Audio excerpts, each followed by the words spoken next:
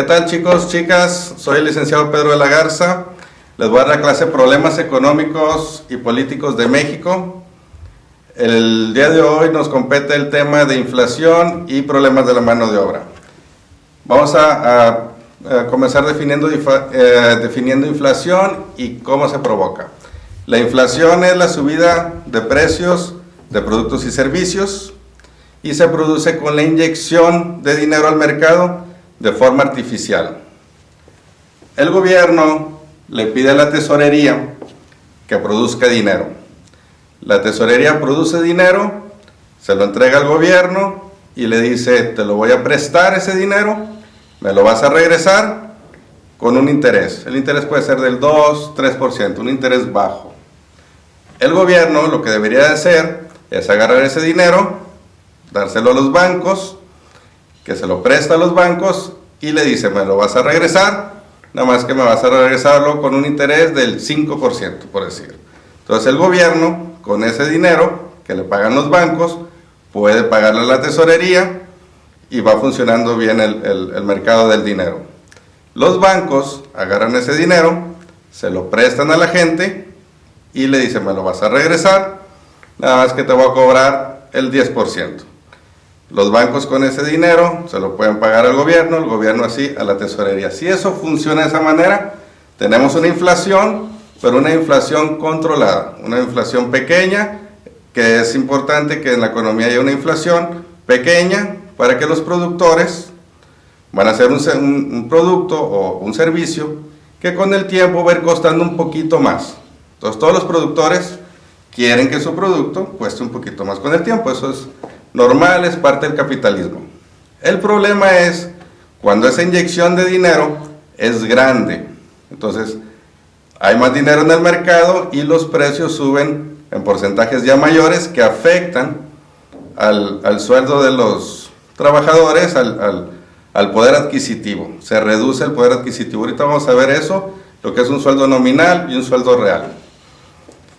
Un poquito de historia para saber de dónde vienen las inflaciones y las crisis de México.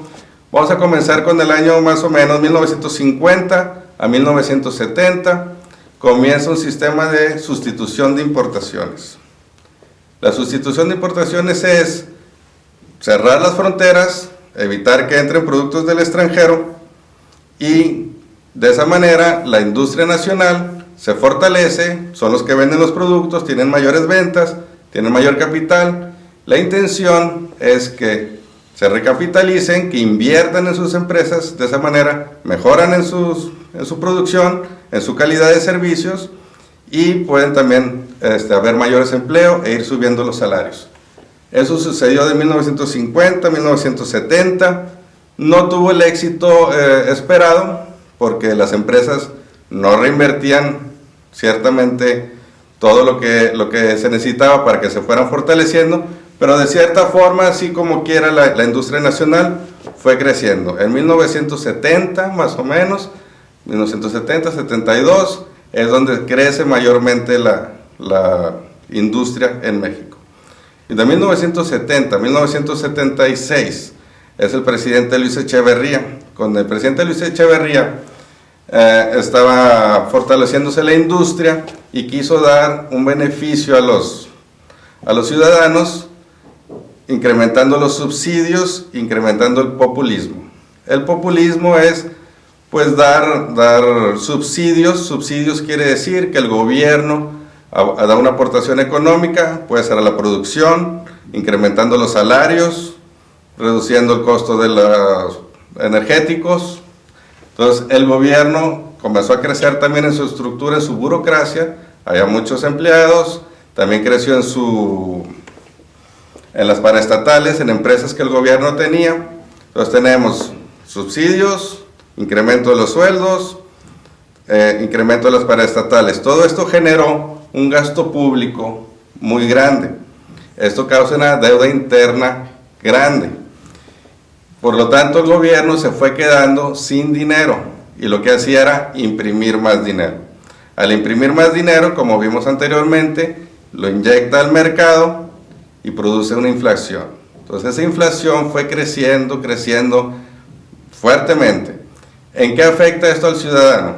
Si usted hay lo que se llama el ingreso nominal y el ingreso real. El ingreso nominal es lo que usted recibe de sueldo. Vamos a poner un ejemplo, 10,000 pesos. Es su sueldo, eso es el nominal. Pero esos 10,000 pesos, si ahorita los tuviera y se pudiera comprar a lo mejor un televisor, va y se compra su televisor con esos 10,000 pesos.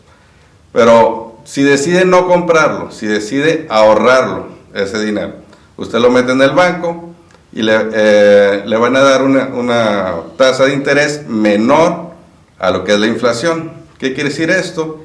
Que con el tiempo usted va a perder poder adquisitivo. Entonces, después de un año, va a ir a la tienda con esos 10,000 pesos y su dinero vale menos. Ya no le va a alcanzar esa televisión.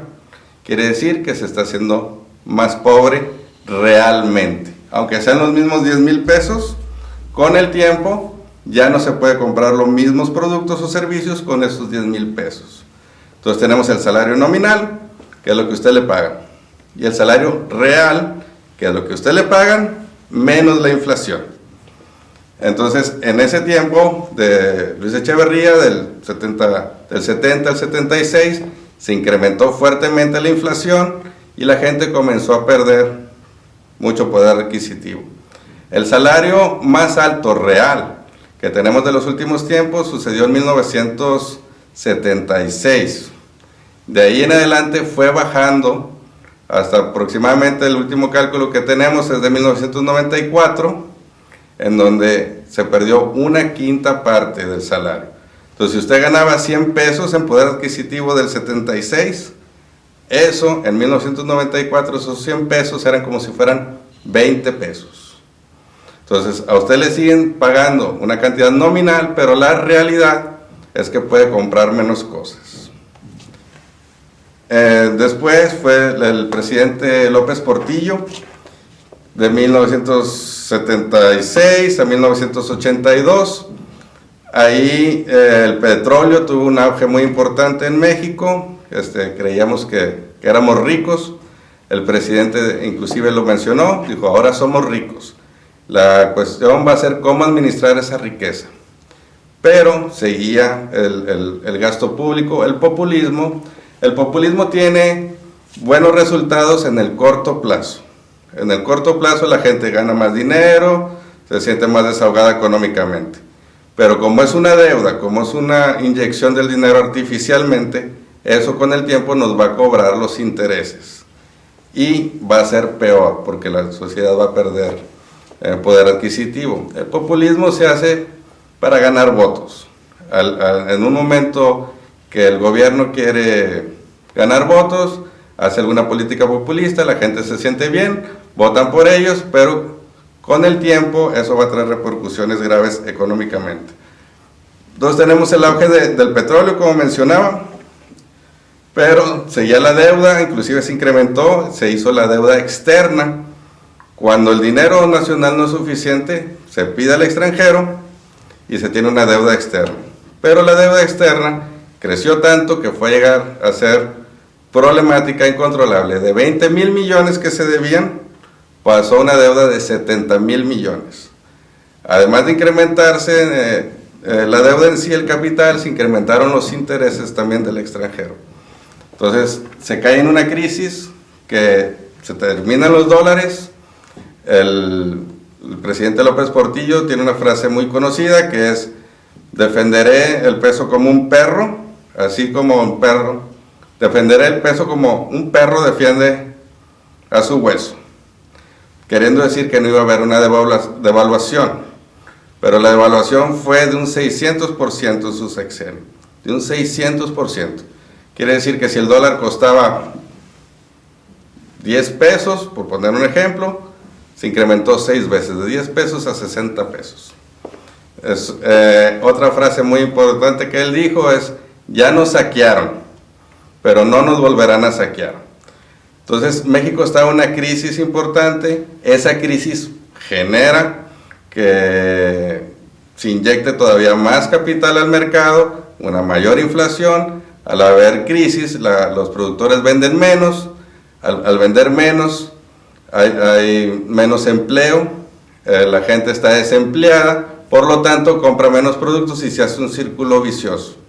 En donde no hay empleos, como no hay empleos no se consume, como no se consume pues hay más desempleo. Esto durante López Portillo siguió, durante Miguel de la Madrid fue un poco estabilizador ese periodo de gobierno, sin embargo fue importante en su inflación.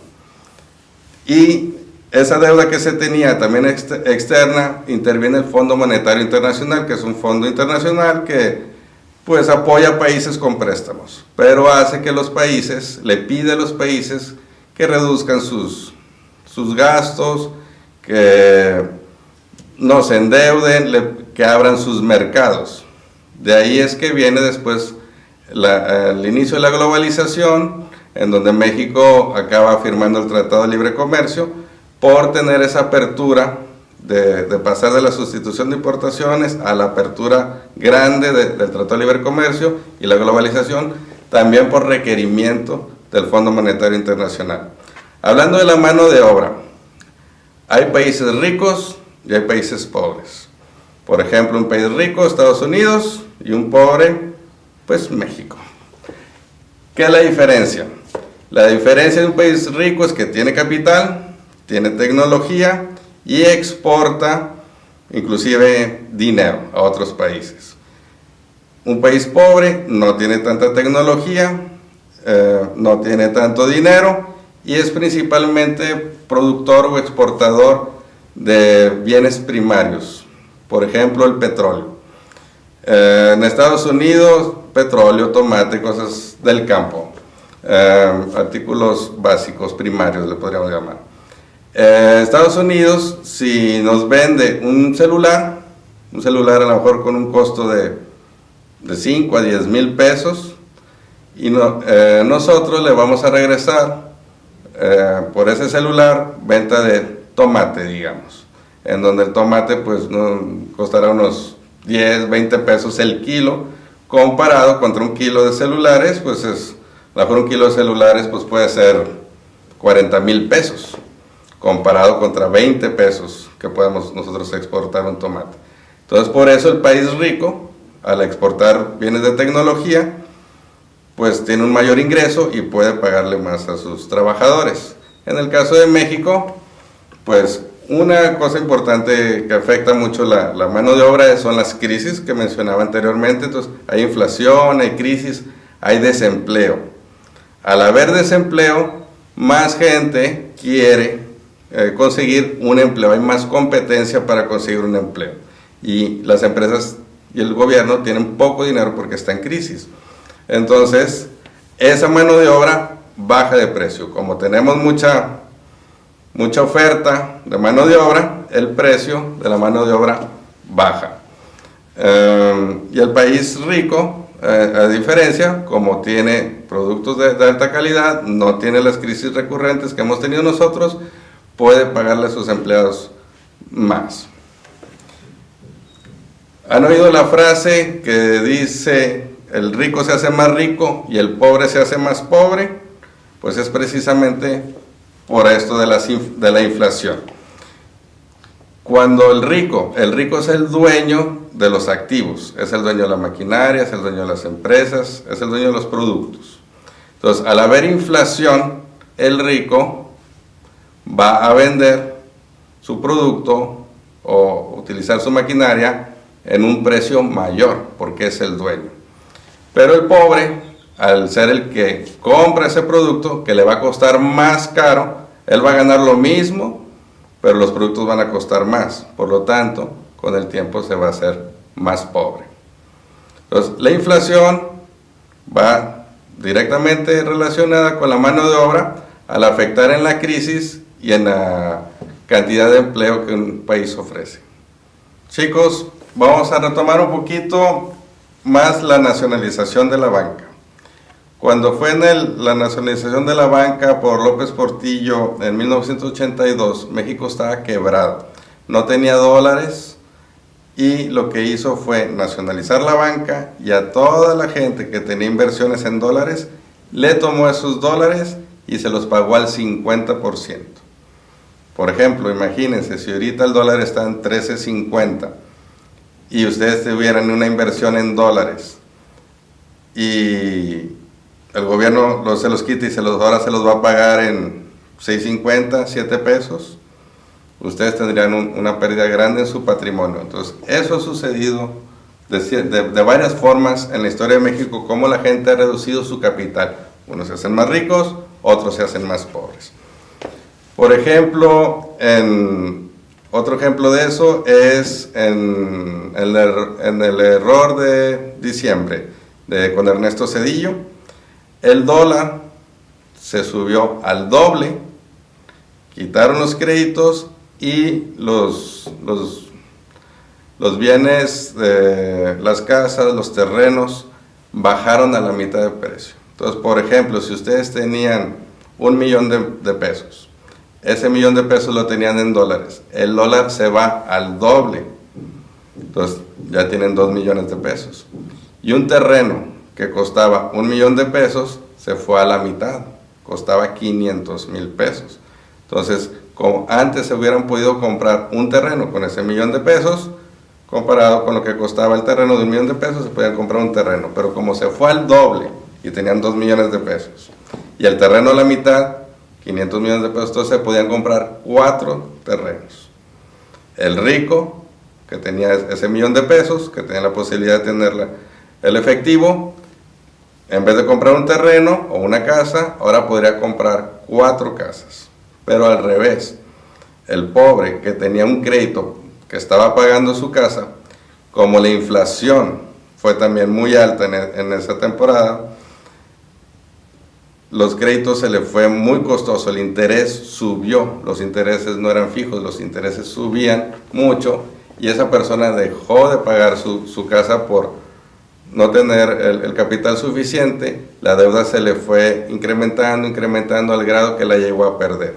Entonces, por un lado, se incrementan los intereses y también se incrementa el desempleo, porque hablábamos que cuando hay una crisis, las empresas necesitan menos producción, por lo tanto necesitan menos empleados y despiden gente también para reducir ellos sus costos.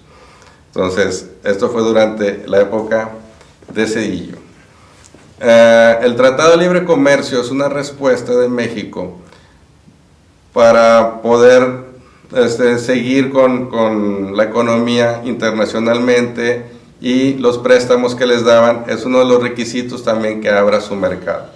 Entonces, una solución o una estrategia fue internacionalizarse, por ejemplo con el Tratado de Libre Comercio, y también vender paraestatales. El gobierno de México tenía aproximadamente unas 1,100 empresas durante el periodo de López Portillo.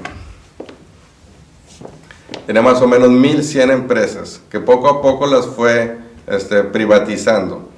Público es para el gobierno, privado para la gente. Entonces, de ser empresas públicas pasaron a ser empresas privadas. Un caso muy conocido de todos nosotros, pues por ejemplo Telmex, que era del gobierno y le pasó a ser de manos privadas. Entonces el gobierno se fue adelgazando, se fue quitando empresas, se fue quitando gastos, por un lado. Por otro lado, se fue internacionalizando con el Tratado de Libre Comercio, redujo su deuda a partir del presidente Fox y Calderón, dieron una muy buena reducción de la deuda. Anteriormente, en los casos de López Portillo, Miguel de la Madrid, la deuda externa era el tema nacional, se debe mucho dinero, la inflación, la devaluación y la deuda interna. El peso, en comparación con el dólar, el precio estaba controlado por el gobierno anteriormente. Fue hasta Carlos Salinas de Gortari que se hizo fluctuante, en donde ahorita el dólar vemos que un día está a 13 pesos, otro día está a 13.50, a lo mejor bajó un poco a 13.30, pero anteriormente el dólar tenía un precio fijo, siempre era el mismo precio, hasta que un día ya no se podía más sostener con ese precio y se hacían devaluaciones, pero devaluaciones muy fuertes, como las que le comentaba hace rato, que inclusive fue devaluaciones del 100% en un muy poco tiempo. Entonces, gente que tenía deudas en dólares, inclusive gente que tenía deudas en el banco, se le incrementaban los intereses y perdía su dinero. En nuestros tiempos, en la actualidad, el Tratado de Libre Comercio ya lleva un tiempo funcionando, que ha tenido buenos resultados, han incrementado las exportaciones, eso trae capital a nuestro país, además de las remesas. Las principales fuentes de ingreso de nuestro país es el petróleo y las remesas. Las remesas son las aportaciones de los mexicanos que trabajan en Estados Unidos que mandan a sus familiares aquí en México. Entonces tenemos el petróleo, las remesas y por supuesto también las exportaciones que hacemos como ingreso en dólares en un mercado internacional. El mercado internacional también, para ir llevando esa globalización, pide a los países que abran sus mercados y también que le dé a sus ciudadanos más garantías. Por ejemplo, en el periodo de presidente Calderón se hizo el Seguro Popular. Esto es porque mucha gente no tenía seguro, no tenía seguridad médica. Entonces el Seguro Popular es para llegar a todas las personas, para que se inscriban fácilmente. Entonces se les da el seguro social. También en este tiempo se hizo para los ancianos que tuvieran una pensión. También el grupo global, internacional, pide que las adultas tengan una pensión y también se incrementó. Se implementó más bien. No es mucha la pensión, pero es para tener como un requisito internacional. Entonces México en estos momentos pues está como muchos de los demás países intentando tener una globalización y compitiendo internacionalmente. Las crisis que sucedían anteriormente en México eran internas, por problemas internos, porque el dinero que se generaba en la tesorería a veces no se metía a los bancos o no se hacía de forma productiva, se hacía como gasto público, en sueldos, en subsidios. Entonces, si lo hace de esa forma, con el tiempo va a tener un hueco económico que va a tener que hacer más dinero y pedir deuda externa. Las crisis eran internas. México tenía una crisis, pero el resto del mundo no. A partir del año 2000 está el presidente Fox, y luego 2006 Felipe Calderón, donde fue una crisis mundial, inclusive en el 2008. Estados Unidos, la Comunidad Europea tuvieron un fuerte problema económico y México no estuvo afectado. Anteriormente, como les decía, el mundo estaba bien y México tenía crisis, pero ha habido cambios políticos, cambios en la política económica, que ahora, aunque fue una crisis mundial o de los países más importantes, económicamente hablando, México pudo salir bien librado. Entonces, nuestro camino ahorita está yendo hacia los valores modernos, hacia la internacionalización, hacia la globalización y reduciendo la inflación para que las empresas puedan crecer, puedan dar más empleos y esos empleos poco a poco puedan ir subiendo para tener un poder adquisitivo real, que es lo que nos interesa a todo el mundo, mayor. Entonces, haciendo, chicos y chicas, un pequeño repaso a lo que hemos visto. La inflación, dijimos que era el incremento de precios de productos y servicios. Acuérdense, tenemos la tesorería, que genera el dinero, se lo pasa al gobierno, el gobierno a los bancos, y los bancos a la gente. Esa deuda que se tiene entre el gobierno y la tesorería se llama deuda interna. La deuda interna, las políticas económicas internacionales recomiendan que no sea mayor a un 3% del Producto Interno Bruto.